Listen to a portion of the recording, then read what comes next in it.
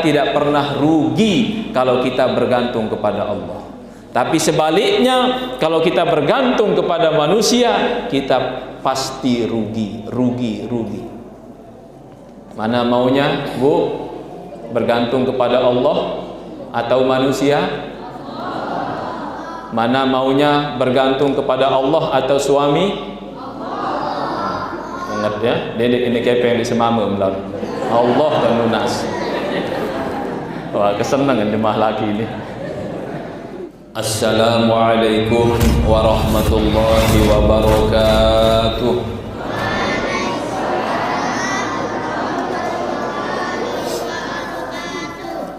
Bismillahirrahmanirrahim. Alhamdulillahilladzi anzalal Qur'an fi lailatin mubarakah wa huwa dusturun lil muslimin wa hudan lin nas wa bayyinatin minal huda wal furqan. Wassalatu wassalamu ala asyrafil mursalin Sayyidina Muhammad wa ala alihi wa ashabihi an-nujaba al-bararatil kiram a'immatil huda wa masabihid dunya wa 'anit tabi'in tabi'ina lahum bi ihsanin ila yaumiddin, amma ba'd. Yang kita sama-sama hormati, muliakan dani-dani para penggelingsir, dani para tokoh agama, tokoh masyarakat, tokoh pemuda, para asatidz, dani kadus, kiai, singkatnya hadirin wal hadirat, mami, nini tiang, ayahanda, ibunda tiang, sanak bija yang dewek tiang hormati, muliakan, cintai. Alhamdulillah wa syukrulillah, dengan izin Allah Subhanahu wa ta'ala, malam ini malam yang ke-26 kita bisa bersilaturahim dan juga memperingati nuzulul Quran, yang memang semuanya ini adalah anjuran dan dijelaskan di beberapa kitab fikih. Ini adalah min sunanis shaum wa Ramadan, di antara sunnah-sunnah di dalam kita berpuasa atau bertemu dengan bulan suci Ramadan, di antaranya adalah silaturahim. Alhamdulillah. Termasuk juga huduru majalisil ilmi, hadir di majlis ilmu. Makin niki kita termasuk huduru majalisil ilmi. Al-i'tikafu, i'tikaf, maka jangan lupa kita berniat i'tikaf. Jadi saat niki para jemaah, satu yang kita kerjakan secara zahir, tapi hakikatnya banyak ibadah yang kita laksanakan. Alhamdulillahirabbil alamin. Mari kita bersolawat, Allahumma salli ala sayyidina Muhammad wa ala ali sayyidina Muhammad. Hadirin wal hadirat rahimakumullah. Jadi untuk malam ini yang tidak terlalu panjang menyampaikan beberapa hal, karena banyak juga tamu yang sedang menunggu di rumah, dan tiang juga sebenarnya kurang sehat, tapi saya yakin dengan silaturahim kita sehat. Sudah 3 malam tiang batuk pilek. Kemarin malam pertama batuknya niki di pileknya niki di Pirumnas, di Masjid Pirumnas. Tapi begitu tiang ngaji sugel unseng sehat di datang balik malik panas. Besok lagi tiang kurang sehat berangkat ke Kuta Ubian, niki masjid di Kuta Merende. Begitu ceramah Sogo Lembak sehat, oleh-oleh Malik sakit. Makin ye dap teniki nggih, tapi insyaallah Sogo Lembak makin insyaallah sehat. Jadi silaturahim ini sehat panjang umur, maka jangan terputus silaturahim ini. Ini juga termasuk kita sedang menghidupkan sunnah Rasulullah Sallallahu Alaihi Wasallam. Maka lakukan dengan ikhlas. Lakukan dengan ikhlas. Allah yang tahu dan hanya Allah yang membalas. Tentu yang terbaik menurut Allah, bukan menurut kita.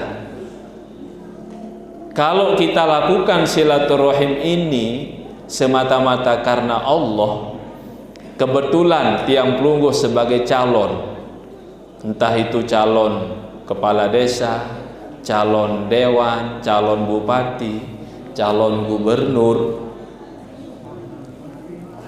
dia calon camat, saya pasti memang calon mati gitu ya. Kebetulan kita sebagai calon, nah tapi kita lakukan silaturahim ini karena Allah, maka pasti Allah akan memberikan kita yang terbaik menurut Allah. Yang terbaik menurut Allah itu mana? Bisa jadi Tiang Pelungguh lulus sebagai dewan, lulus sebagai kepala desa, lulus sebagai gubernur. Atau yang terbaik menurut Allah bisa jadi gagal sebagai dewan, gagal sebagai gubernur, gagal sebagai bupati. Maka tidak akan sia-sia pengorbanan waktu Tiang Pelungguh, karena kita lakukan semata-mata karena Allah. Dan Allah pasti akan memberikan kita yang terbaik. Kita tidak akan pernah rugi kalau kita bergantung hanya kepada Allah. Tidak pernah rugi. Karena bagi orang yang beriman, ketika dia bergantung penuh kepada Allah Subhanahu wa Ta'ala, punya keyakinan, entah itu nanti anugerah Allah susah ataupun senang, itulah yang terbaik bagi dirinya. Maka tetap happy kalau orang yang beriman dan selalu bergantung kepada Allah, tidak pernah resah dalam hidupnya, tidak pernah khawatir dalam hidupnya, karena punya keyakinan pasti Allah akan memberikan yang terbaik menurut Allah. Inilah hebatnya orang yang beriman, yang bergantung hanya kepada Allah. Maka tidak pernah rugi kalau kita bergantung kepada Allah. Tapi sebaliknya, kalau kita bergantung kepada manusia, kita pasti rugi. Mana maunya, Bu? Bergantung kepada Allah atau manusia? Mana maunya bergantung kepada Allah atau suami? Ingat ya, ini kepeng di semama melalui Allah dan lunas. Wah, kesenangan jemaah lagi ini. Hadirin wal hadirat rahimakumullah. Jadi secara zahir ya kita bermuamalah sesama manusia, tapi ingat, hati kita jangan sampai putus kepada Allah. Ketika kita butuh uang, minjam ke sahabat, ke tetangga, secara zahir silahkan, kita sesama manusia, tapi jaga hati kita. Ketika kita diberikan tepeliwat, tenyinggak, bersyukur kepada Allah. Allah yang menggerakkan hatinya sehingga saya ada jalan keluar. Jadi tetap ketergantungan kita kepada Allah. Ketika kita berobat ke dokter, kita berobat ke dokter, sehat, jangan sampai menyangka bahwa dokter itu yang menyembuhkan. Itu sebagai perantara saja. Itu sebagai perantara saja. Kadang-kadang ada yang pergi ke dokter spesialis tidak sembuh-sembuh, tuh belian lain berawat, selahan. Kadang-kadang dokter memberikan nasihat begini makanan begini, ternyata dokter sagirang beng nasihat pola hidup sehat, ia aruan mati. Artinya Nabi, para jemaah, semuanya itu tidak lepas dari kehendak izin Allah. Lamun kebetulan sehat dengan dokter itu, karena memang Allah yang menggerakkan hati kita berobat ke situ. Kadang-kadang lain taib berawat, ia tahu salah, ia Allah gerakkan hati kita. Arah doang jalan petunjuk kalau Allah sudah berkehendak. Maka jangan sampai lepas hati kita, ketergantungan kita kepada Allah Subhanahu wa taala. Inilah makna Allahus Somad. Hanya Allah tempat bergantung. Maka para jemaah, ayahanda, ibunda, semeton jaring tiang, silaturahim ini jangan sampai putus. Apapun keadaan kita, siapapun kita, setinggi apapun jabatan kita, sekaya apapun kita, jangan sampai terputus silaturahim ini. Itu yang harus kita jaga para jemaah. Mudah-mudahan kita semua diberikan keistiqomahan oleh Allah Subhanahu wa taala. Makanya kalau tiang diundang memang tiang senang. Memang tiang dulu bilang cukup kalau diundang lewat WA maupun SMS, lewat telepon. Walaupun tiang sudah jadi DPD nggak apa-apa. Karena mungkin ketemu dengan tiang sulit karena tiang tiap hari tiap malam keluar.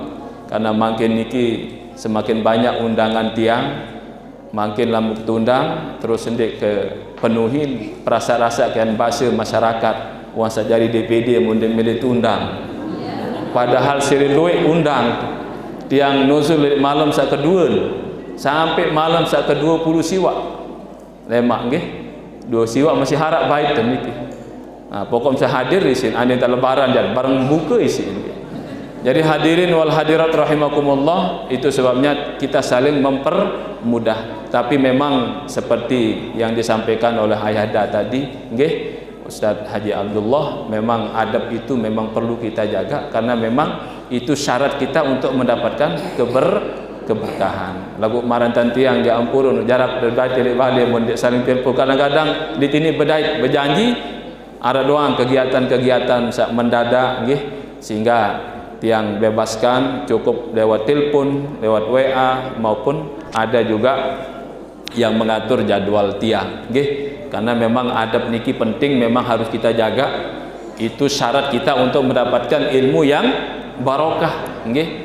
Jadi para aulia Allah niki mendapat kemuliaan itu bukan karena banyak ilmunya, tapi karena bersihnya hati dan jaga adab nggih, jaga adab. Makanya seorang ulama ahli hikmah, beliau menjelaskan bahwa benteng iman itu ada 5.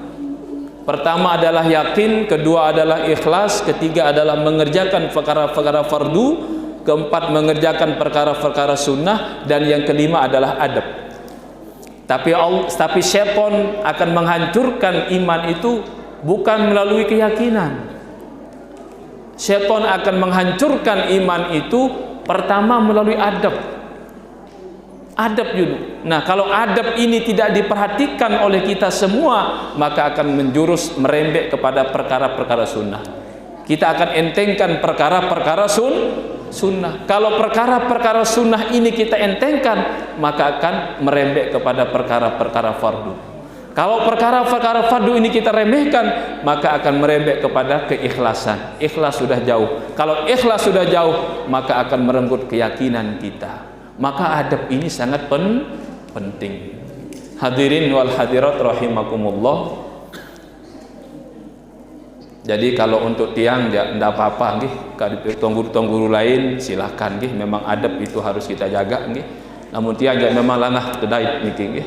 Namun tendek berjanji ja. Agak sulit kecuali lamun telepon mau atur waktu, lagu kadang-kadang tiang ada waktu kelaun perungguh sandara waktu niki yang persulit bedait jadi. Jadi hadirin wal hadirat rahimakumullah. Jadi silaturahim ini jangan sampai putus, entah niki melalui bertemu langsung ataupun lewat telepon dan sebagainya. Kemudian hajat kita bersama saat niki adalah memperingati nuzulul Quran.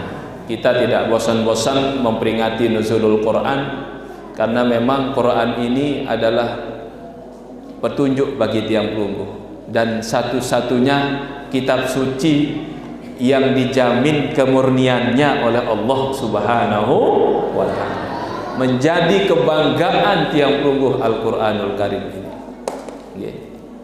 Maka alhamdulillah tadi ada lomba, nggih, termasuk tahfidzul Quran, nggih, baca ayat-ayat pendek. Dan ini memang cara Allah menjaga kemurnian Al-Quran. Allah sudah menjamin Al-Quran ini dengan firman-Nya, inna nahnu nazzalna dzikra wa inna lahu lahafizun. Sesungguhnya kamilah yang menurunkan az-zikr, kata lain dari Al-Quran. Kamilah yang menurunkan Al-Quran dan kamilah yang menjaganya, kamilah yang memeliharanya. Maka Al-Quran ini tidak bisa berubah, tidak pernah berubah. Walaupun seandainya ribuan, jutaan, miliaran manusia berkumpul untuk merubah Al-Quran, mereka tidak akan mampu. Inilah kehebatan Al-Quran. Dari segi bahasa tidak ada tandingannya. Bahasa Arab yang digunakan Al-Quran sejak dulu diturunkan sampai sekarang dan akhir zaman pun tidak pernah berubah. Bahasa Arab ini muwafiqatul lizaman, kondisional. Nggih, lamun bahasa-bahasa lain ya kali ada perubahan-perubahan. Kadang perubahan tulisan, lain lamun Soeharto, Soeharto, Soekarno, nggih, berubah. Bahasa Indonesia, bahasa yang lain berubah. Tapi kalau Al-Quran, bahasa Arab sebagai bahasa Al-Quran, nilai kena zalika sampai akhir kiamat, sampai akhir zaman pun tetap zalika. Inilah kehebatan Al-Quran. Dan di mana-mana sama bacaannya, tulisannya sama. Nah, lain halnya dengan kitab yang lain, sudah tidak ditemukan lagi. Bahasa saja sudah nggak ada. Sama dengan Injil, walaupun Injil ini pada dasarnya kitab suci yang diturunkan Allah kepada Nabi Isa alaihissalam, tapi sudah ada perubahan-perubahan oleh tangan-tangan kotor manusia. Sudah ada perubahan. Makanya sekarang tidak ada bahasa Injil yang asli bahasa Ibrani, itu sudah tidak ditemukan. Yang ada hanya terjemahan-terjemahan saja ke bahasa Inggris, bahasa Jerman, ya, bahasa apa namanya, Belanda, Jepang, termasuk bahasa Indonesia. Dan kadang-kadang juga terjemahan bahasa Indonesia pun bisa berbeda. Terbitan tahun 70 berbeda dengan terbitan tahun 90. Nah, tapi kalau Al-Quran tetap bahasa Arab dan tidak pernah ada perubahan sama sekali. Makanya Tiang Pelunggu sering mendengar ada tahfidzul Quran, ada lomba tahfidzul Quran dari tingkat dusun sampai tingkat internasional dilombakan. Karena satu bahasa mudah dihafal, bahkan masya Allah kadang-kadang di luar akal Tiang Pelunggu. Anak yang baru lahir 7 tahun umurnya, 10 tahun umurnya bisa menghafal Quran 30 juz. Nah, ini cara Allah menjaga, memelihara kemurnian Al-Quran. Dilombakan dari tingkat dusun sampai internasional Al-Quran ini. Tapi coba kitab yang lain, yang tanya Pelunggu Sami, pernahkah mendengar ada perlombaan menghafal kitab Injil Arab? Yang tanya, yang remaja-remaja, pernah mendengar perlombaan menghafal kitab Weda? Tidak ada. Kenapa para jemaah? Kan tidak ada sama redaksinya. Dia tahu tapalan. Saya nggak ini padu nih. 100 beje jurin ini besiak kan jurin lawan. Karena tidak sama. Nah, inilah kehebatan Al-Quran. Maka Tiang Pelunggu patut berbangga dengan Al-Quran ini sebagai pedoman hidup Tiang Pelunggu. Maka alhamdulillah sekarang ini para jemaah, banyak orang masuk Islam setelah mengkaji Al-Quran. Walaupun kemarin salah satu contoh, ada yang mendapatkan hidayah karena corona, tapi setelah mempelajari Al-Quran tambah mantap keyakinannya. Nah, ketika tiang pelungguh kemarin mendengar corona ini menjauhkan kita dengan masjid, corona ini menjauhkan kita dengan ibadah, ternyata ada hikmahnya para jemaah. Ternyata dengan asbab corona ada yang mendapatkan hidayah masuk Islam. Ini luar biasa para jemaah. Ada baru-baru ini namanya Dr. Karisa Grani di Jakarta, perempuan, dokter spesialis, bekerja di salah satu rumah sakit ternama di Jakarta, punya klinik sendiri. Dulu sebelum datang corona, ketika bekerja di rumah sakit, melihat umat Islam bertemu dengan saudaranya sesama muslim yang bukan muhrim, cukup assalamualaikum langsung angkat tangan, tidak salaman. Kemudian sebagian muslimah saya lihat pakai niqab, isi kadu cadar. Saya heran dengan sikap umat Islam ini, katanya sebelum masuk Islam, kok tertutup sekali, kok terbatas sekali pergaulannya. Ternyata begitu datang corona, semua kita tidak boleh bersentuhan, cukup kalau salaman begini. Barulah beliau berpikir, oh begitu mungkin hikmahnya Islam melarang salaman. Kemudian semua dianjurkan pakai masker. Tambah heran lagi, nggih? Oh begitu mungkin hikmahnya kenapa disuruh pakai cadar.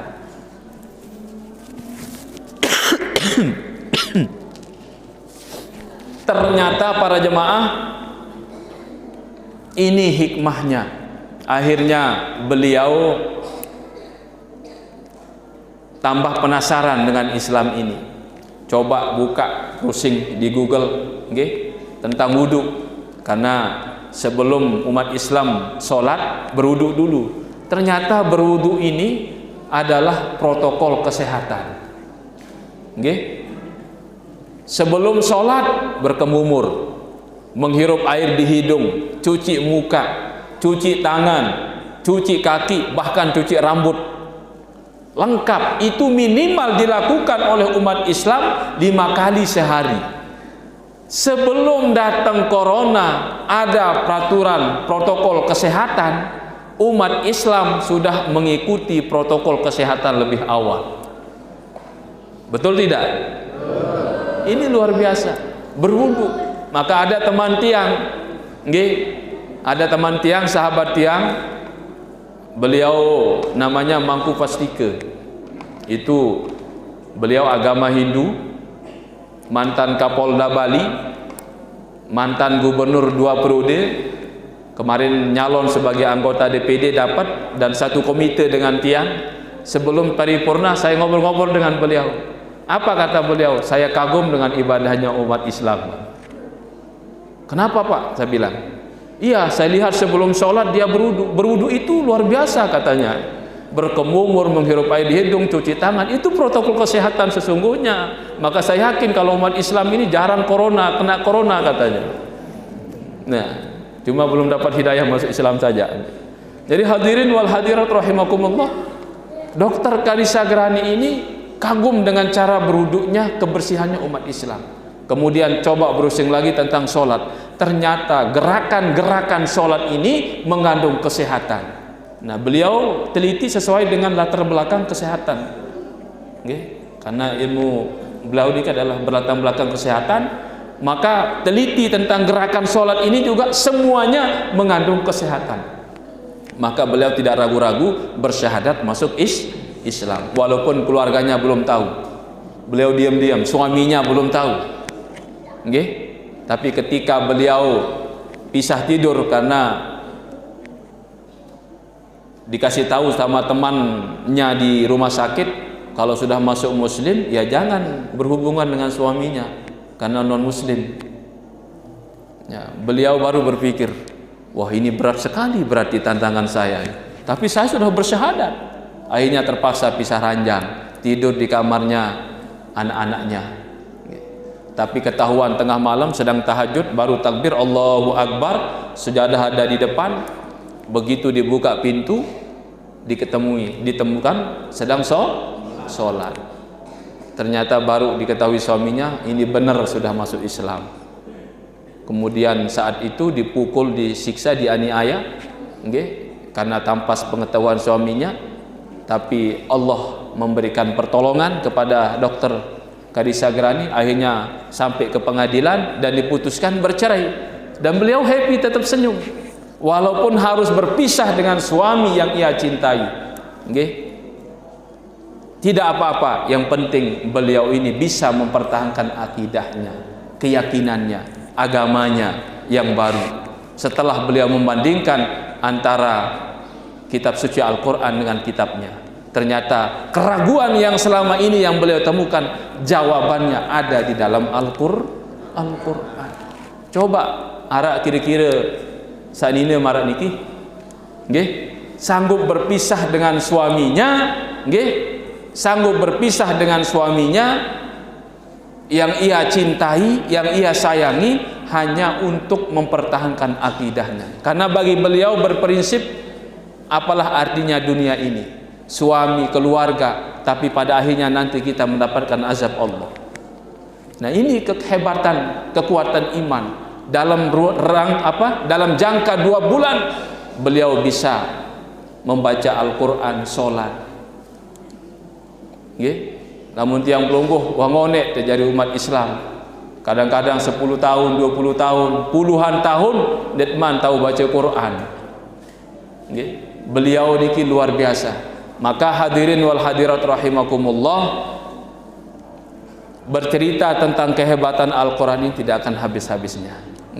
Maka pantas kalau kita kembali ingat dalam kitab I'anatul Talibin, syarahnya kitab Fathul Mu'in, di situ dijelaskan annal kutuba al-munazzalata minas sama ilal ard mi'atun wa arba'atun. Jadi kitab suci yang diturunkan Allah ke bumi ini banyaknya adalah 104 kitab. 60 kitab diturunkan kepada Nabi Syis alaihi salam, kemudian 30 kitab diturunkan kepada Nabi Ibrahim alaihi salam, kemudian 10 kitab diturunkan kepada Nabi Musa sebelum Taurat, baru Taurat, Injil, Zabur, Al-Quran. Jumlahnya 104 kitab suci yang diturunkan oleh Allah Subhanahu wa ta'ala.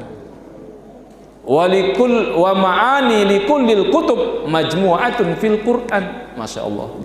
Jadi makna-makna yang terkandung di setiap kitab itu, 103 kitab itu, kesimpulannya ada di dalam Al-Quranul Karim yang 30 juz. Makanya Al-Quran ini dijaga kemurniannya oleh Allah.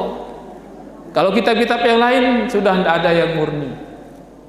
Diturunkan bersama Nabi akhir zaman.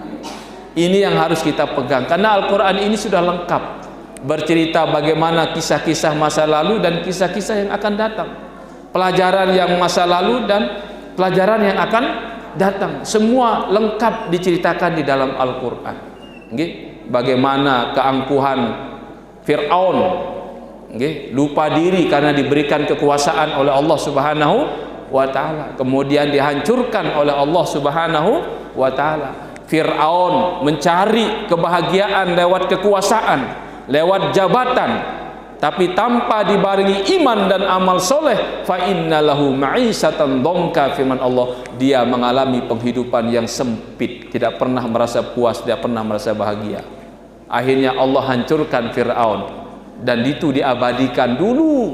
Allah bermanik 1500 tahun yang lalu, fal yauma nunajjika bi badanika litakuna liman khalfaka ayah. Pada hari ini aku awetkan jasadmu wahai Fir'aun sebagai pelajaran bagi umat yang akan datang, jangan sampai kufur, ingkar seperti Fir'aun. Maka jasad Fir'aun sampai sekarang masih ada di Mesir. Bisa tiang pelunggu lihat langsung, namun dia bau aja, bisa lewat media, buka YouTube, itu sudah tersiar, tersebar. Dulu waktu yang berada di Mekah, di Madinah, pernah baca koran Uqos namanya niki, koran nasional milik Madinah tahun 2007 kalau tidak salah. Waktu itu Jerman menawarkan ke Mesir untuk membeli bulunya Fir'aun dengan jutaan euro, tapi Mesir waktu itu tidak mau menjualnya. Kita tidak tahu apa alasan Jerman mau membeli bulu rambutnya Firaun itu. Nah, mungkin sebagai penelitian apa kita tidak tahu. Sampai begitu, diawetkan jasad Firaun atas izin Allah Subhanahu wa Ta'ala setelah tenggelam di laut, kemudian ditemukan dan orang-orang Mesir kuno dulu memumikan dan sampai sekarang masih utuh. Ada di itu sudah 1500 tahun yang lalu Allah bercerita. Bagaimana juga tentang Korun, mencari kebahagiaan lewat harta, bertumpuk-tumpuk hartanya. Angka makin sering tiang belum dengar harta Korun, harta Korun, mencari kebahagiaan lewat harta.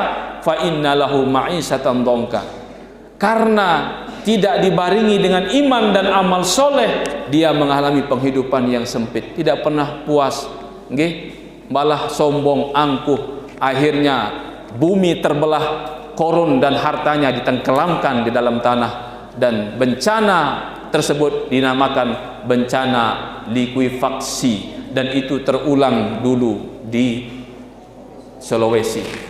Tanah terbelah, semua rumah, mobil, pohon kayu di dalam rumah, di dalam tanah. Jadi apa yang diceritakan Al-Quran masa lalu, Masya Allah, semuanya terbukti. Belum lagi tentang kecanggihan teknologi, Al-Quran sudah bercerita semua para jemaah. Bagaimana Al-Quran dulu bercerita tentang CCTV, mungkin sudah ada. Kalau dulu tiang pelungguh dengar riwayat akan kita lihat bagaimana perjalanan hidup tiang pelungguh selama di dunia, akan menerima catatan-catatan amal. Kadang-kadang tiang pelungguh berpikir, berminta tak serius catatan amal, mau ngonek tirup sampai 10 tahun, sampai 50 tahun, sampai 50 tahun. Nah, tiang pelungguh tidak perlu pusing-pusing, makin sandekman datang jelo kiamat doang, berduit HP, terkiriman tu WA, terkiriman SMS, napi jayat buka niki, tentang dunia bau doang oleh HP saya kocek niki kenapa para jemaah? Karena cahaya. Mau apalagi malaikat yang memang asalnya cahaya, direkam oleh CCTV. Tiang pelungguh tidak merasa direkam karena cahaya, lagu napi jamut gawe 20 tahun saliwat elek toko niki, misalnya mall, terekam penggitan. Mutiang pelungguh kadang-kadang bengak tu, pirang ke jokotil ni, pirak terekam, tidak terasa karena cahaya. Nah, mengenai CCTV Allah sudah berbicara 1500 tahun yang lalu. Wa inna alaikum lahafidhin kiraman katibin ya'lamuna ma taf'alun. Di sisi-sisi kalian itu ada para malaikat-malaikat yang mulia-mulia, yang senantiasa mencatat apa yang kalian kerjakan, yang mengetahui apa yang kalian lakukan. Ini malaikat. Kemudian nanti ketika datangnya hari kiamat, barulah tiang pelungguh dikirim video tiang pelungguh, dikirim catatan-catatan amal. Marantah saat tiang pelungguh terima SMS makin, WA makin, baru tersuting lemak terkirim lewat HP. Oh, nabi jamun gawe di Masjid Sirajul Huda ini pedas. Apalagi malaikat yang memang asalnya cahaya. Makanya Allah bermanik, Iqra kitabak kafa binafsikal yawma 'alaika hasiba. Bacalah catatan-catatan amalmu, engkau sekarang dihisap. Bacalah WA, SMS, video yang dikirim oleh malaikat. Sekarang kita dihisap. Lamun luian jasad beratan sakanan, alhamdulillah masuk surga. Lagu lamun beratan kiri ja, iya ja, luar biasa. Benar-benar ketakut khawatir para jemaah. Munah kiri beratan ja, jelas neraka tipak. Jadi dikirimkan, dan seketika tiang pelungguh dikirimkan catatan amal, tidak akan keliru walaupun jumlahnya miliaran manusia. Dia tidak keliru. Pada entan marat tiang pelungguh semakin terima SMS, WA, jok nomor masing-masing. Dia tidak keliru, iman miliaran berduin HP manusia makin belet kirim, dia nak keliru karena masing-masing sudah punya nomor. Yang pelungguh pun sudah punya kode, dia nak keliru waktu saat tebing catatan amal lah maksud malaikat. Ambil bukti para jemaah, jempol, jari jempol. Nggih. Niki dia nak kajian pada niki. Miliaran manusia nak kajian pada. Sila. Nggih. Walaupun semeton temesak, lamun te sidik jari beda wah niki, ia kenal diri. Yang teringat waktu kolej la di Madinah tahun 2009 tiang lewat Singapura mau masuk immigration, mui tersuruh sidik jari lah niki le bandara niki. Terus penggitan langsung wajah tiang. Nah, waktu tiang umrah tahun 2015 tiang kebetulan lewat Singapura, nggih, sesuruh sidik jari ngulasuk tebara. Li arah datang teniki, penggitan, foto salahek niki, penggitan. Ternyata tahun 2009 sudah di sini. Padahal pira tahun niki, sekedar telecok doang sidik jari niki penggitan. Nah niki bukti bahwa tiang pelungguh niki punya kode masing-masing. Jadi Al-Quran ketika bercerita tentang masa lalu terbukti para jemaah, bercerita tentang masa datang pun pasti terbukti. Inilah kehebatan Al-Quran. Tentang hari kiamat, tentang gempa dan sebagainya sudah dibicarakan semua di dalam Al-Quran. Maka hadirin wal hadirat rahimakumullah, Al-Quran ini sebagai pedoman hidup tiang pelungguh, nggih, sebagai pegangan hidup tiang pelungguh harus kita jaga, nggih, dan itu menjadi kebanggaan kita. Maka alhamdulillah di pondok pesantren baik di Sirul Huda maupun di Al-Idrisi juga ada program tahfidzul Quran, termasuk di Bapak Tiang Haji Muslim, nggih, ada program itu. Maka silahkan, nggih, di mana saja kebaikan itu namanya fastabiqul khairat, berlomba-lomba dalam kebaikan, nggih. Karena semuanya kita ini diperintahkan untuk berdakwah, untuk berjuang, nggih. Selama untuk kebaikan, mari kita saling dukung dan jaga ukhuwah Islamiyah kita. Dan termasuk adik-adik pemuda ini juga terus berperan, nggih. Jangan berhenti berkarya, nggih, karena masa depan Paut Danda ini adalah masa depan ada di para pemuda ini. Maka tiang juga bersyukur, berterima kasih ada inisiatif para pemuda untuk mengadakan lomba, dan ini terus kita jaga, kita rawat, nggih, kebersamaan ini, nggih, karena harus kita mulai dari sekarang. Dan kita harus berprinsip, nggih, orang sukses itu bukan yang punya jabatan, bukan sebagai pegawai negeri, ya, bukan banyak hartanya, bukan. Jadi makna orang sukses itu secara kontekstual hadis Rasulullah sallallahu alaihi wasallam, khairun nas anfa'uhum linnas. Maknanya adalah orang sukses bukan dilihat dari hartanya, jabatannya, popularitasnya, ilmunya, tapi yang bisa memberikan manfaat terhadap sesama. Jadi sekecil apapun jangan diremehkan, yang bisa kita berikan manfaat terhadap sesama. Itu harapan kita bersama, dan cukup sampai niki atur tiang. Mudah-mudahan ada manfaat, ada barokah, dan ini silaturahim tiang yang keberapa kali jadinya? Ketiga, nggih. Alhamdulillah. Kalau dulu Pelungguh Sami waktu undang tiang kadang-kadang berpikir sita selawat tuang guru, nggih. Lagu makin dia perlu berpikir semak selawat tiang, justru tiang berselawat, nggih, untuk masjid niki, nggih. Insyaallah nanti tiang dengar mau dibangun apa niki, nggih, nanti tiang kirimkan dulu 50 sak semen, nggih, untuk mudah-mudahan dipergunakan, nggih. Insyaallah besok tinggal dihubungi oleh panitia kalau sudah dibutuhkan, nggih. Dibutuhkan besok kapan, nggih, dihubungi. Kita berbagi walaupun ala kadarnya, nggih, karena tiang harus datangi semua, nggih, tiang harus berbagi walaupun sedikit-sedikit, yang penting merata, nggih, jangan lihat nilainya, yang penting ada kebersamaan kita, nggih. Nah niki hikmah lamun pelik penceramah jadi wakil, nggih.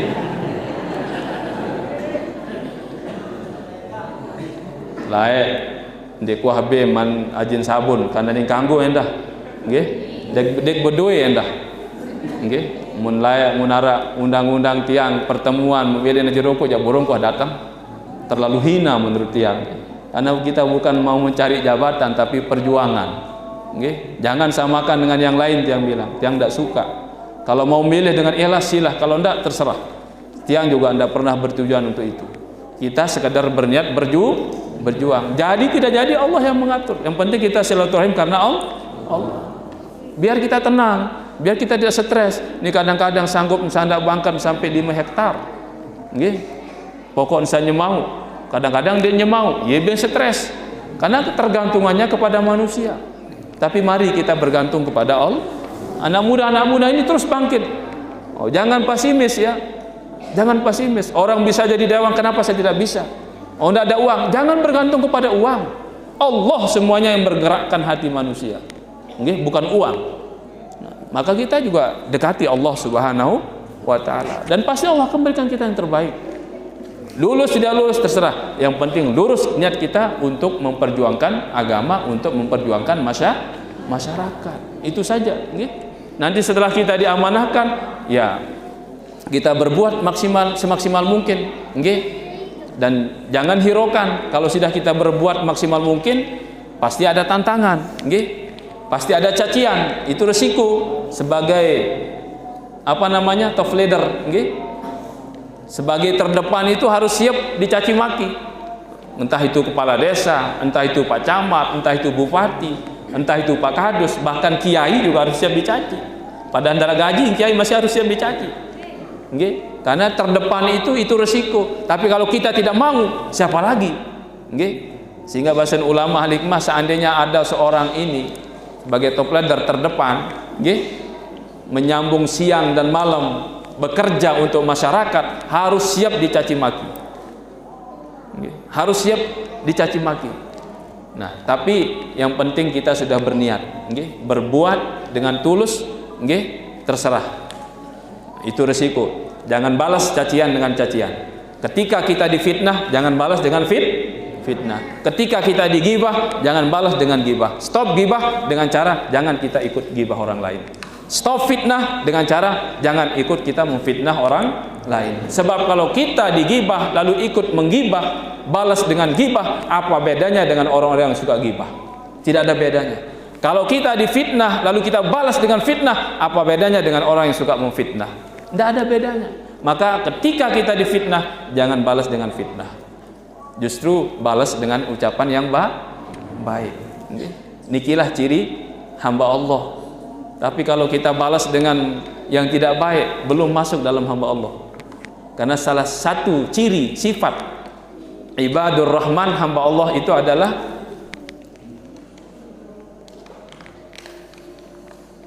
di dalam Al-Quran surat Al-Furqan kalau tidak salah, nggih. Wa ibadur rahmanil ladzina yamshuna 'alal ardi hauna wa idza khatabahumul jahiluna qalu salama. Jadi hamba Allah itu sifatnya diantaranya, ciri-cirinya ketika dia hidup di dunia merendahkan diri, tidak sombong, tidak angkuh. Walaupun pandai, alim, tidak pernah sombong. Walaupun tinggi jabatannya, tidak pernah angkuh. Selalu merendahkan diri, baik di hadapan orang bodoh maupun orang miskin. Tetap merendahkan diri. Walaupun dia diberikan harta yang melimpah ruah, tetap merendahkan diri. Itu sifat hamba Allah. Kemudian ketika orang-orang jahil menghina dia, mencaci dia, dia balas dengan ucapan yang baik. Bahkan mendoakan mudah-mudahan mendapatkan hidayah. Nah, jadi kalau begini yang kita terapkan, maka insya Allah dunia ini akan aman. Lagu makin masya Allah para jemaah harus hati-hati juga, gitu. Ini pesan tiang juga kepada pemuda-pemuda, gitu. Kita sekarang ini pegang HP, media, kadang-kadang kita nerima berita-berita yang menjelekkan orang lain, lalu kita mudah percaya dan mengeser lagi.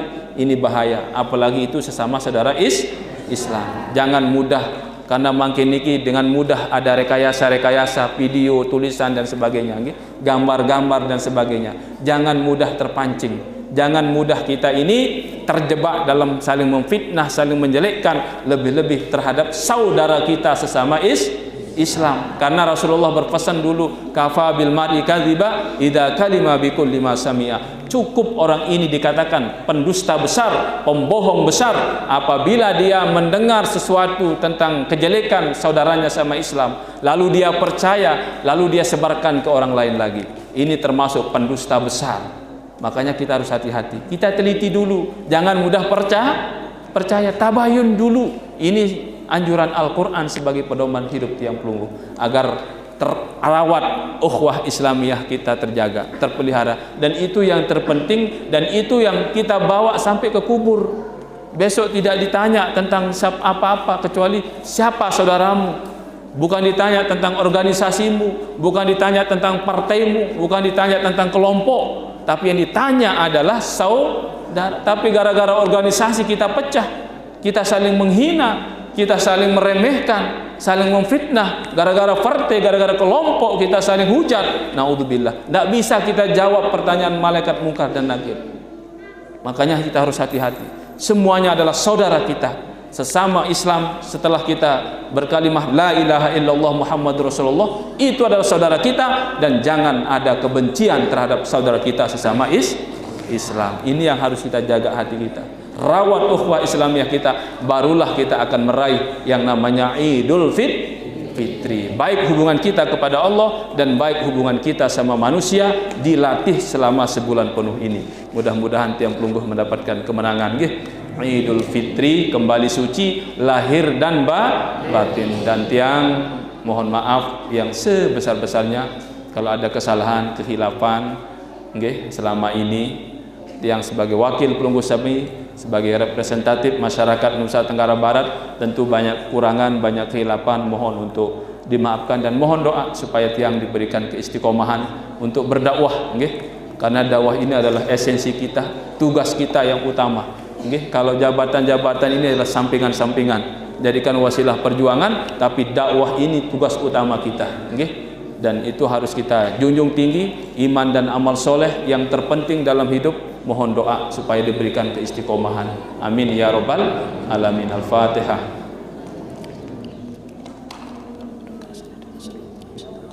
Siratal ladzina an'amta 'alaihim ghairil maghdubi 'alaihim waladdallin. Bismillahirrahmanirrahim. Alhamdulillahirabbil alamin. Wassalatu wassalamu ala asyrafil mursalin sayyidina Muhammad wa ala alihi wa sahbihi ajma'in. Allahumma rabbighfir lana wa liwalidina warhamhum kama rabbawna shighara. Rabbana zalamna anfusana wa illam taghfir lana wa tarhamna lanakunanna minal khasirin. Allahumma lakal hamdu wa ilaikal mustaqa wa antal musta'an wa la haula wa la quwata illa billahil aliyil azim. Allahumma la taslub minna ni'matan an'amta biha alaina. Allahumma habbib ilaina al-iman wa zayyinhu fi qulubina wa karrih ilaina al-kufra wal fusuq wal 'isyan waj'alna minar rasyidin. Rabbana hab lana min azwajina wa dhurriyyatina qurrata a'yunin waj'alna lil muttaqina imama. Allahumma inna nas'aluka khaira hadhihi al-lailah fathaha wa nasraha wa nuraha wa barakataha wa hudaha, wa na'udzubika min syarri hadhihi al-lailah wa syarri ma fiha.